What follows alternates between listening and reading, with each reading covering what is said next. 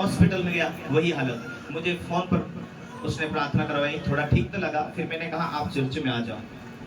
मैंने कहा आपको आगे पीछे से अच्छी बड़ी रस्सी से बांधा हुआ था, क्या तेरे ऊपर परमेश्वर ने उस टाइम में दया किया था? हाँ, आपको चारों तरफ से रस्सी से बांधकर आपको गाड़ी पर बांधकर यहाँ तक लेकर आया। एक प्रार्थना में आपको परमेश्वर ने 2 घंटे में चंगाई दिया था, आपको याद है? हाँ पास्टर जी याद है। मैंने कहा कहाँ तेरी गलतियां हुई? जो तेरे ऊपर परमेश्वर पिछले दिनों में दया किया, वो दया तेरे ऊपर से खत्म नहीं हुई। चौकसी कर, चौकसी के साथ में चलेगा तो परमेश्वर तेरे जीवन में कभी भी शैतान को तो अवसर नहीं दे सकता। शैतान की क्या मजाल है कि इतना बड़ा सृष्टिकर्ता परमेश्वर तेरे अंदर रहता है और वो शैतान बीमारी लेकर आए। कहीं तो दरवाजा खुला है, कहीं तो गैप मिला उसे। हो सकते पति पत्नी की लड़ाई, हो सकते हमारी आलसाईपना प्रार्थना न करने की वजह से, हो सकते गालियां देने से, हो सके झूठ बोलने से, कहीं ना कहीं तो गुनाह हुआ होगा। चौकसी कर और परमेश्वर के सामने पूछ, नम्रता को लागू कर। उसने इधर आया, प्रार्थना किया, अंगीकार करवाया। उस दिन से उसी टाइम में परमेश्वर ने उस भाई को फ्री किया। डॉक्टर ने कहा ये हार्ट की बीमारी है, तुझे ऑपरेशन करना पड़ेगा। लाख उसके सामने घुटना टेक और शीतो बन, उसके सामने जो भी तेरे जीवन में गुनाह हुआ माफी मांग, वही परमेश्वर तेरे जीवन में काम करेगा। उसने माफी मांगा, परमेश्वर उसी दिन चंगाई दिया। उस दिन वो फ्री होकर वापस गया। Hallelujah, hallelujah.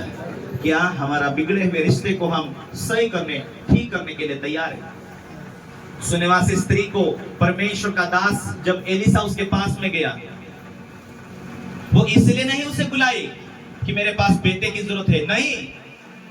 वो एक धर्मी थी, सुनेवासी स्त्री धर्मी थी, लेकिन उसने अपने पति को कहा, हे हेलो, ये रास्ते से एक व्यक्ति जाता है, वो मुझे परमेश्वर का जन मालूम पड़ता है।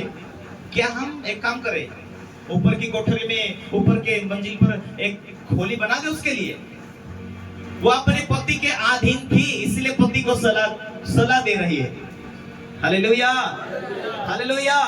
अपने पति से अधीन थी, अपने पति को प्रेम करती थी और पति उसका धर्मी था, इसलिए दोनों की सलाह मशवरा में वो राजी हुआ।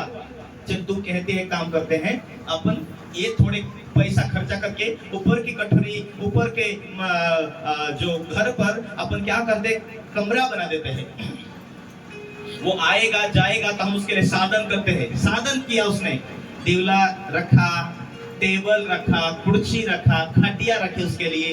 हे प्रभु का जन, हम तुझसे विनता करते हैं, हमारे लिए हमें कोई बरकत की जरूरत तो नहीं है, लेकिन आप जब भी आते जाते प्लीज करके, कृपया करके हमारे घर आकर ठहरो, और हमारे घर आकर ठहर कर आप जाएंगे तो वो पुण्य, वो बरकतें हमें लागू होगी।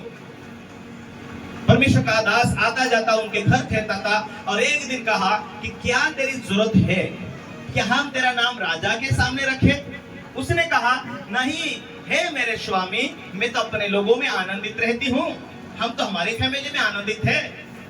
वो आधी उम्र से ज्यादा उम्र की स्त्री थी, उसका पति सीधा साधा, वो एक विश्वासियों के परिवार था। उन्होंने प्रार्थना के साथ में रहने वाले परिवार थे। और एलिसा ने गेहजी से कहा, सुन, उसको क्यों कुछ जरूरत है क्या? उसने कहा कुछ भी इन्हें जरूरत नहीं है, सब कुछ धन संपत्ति है।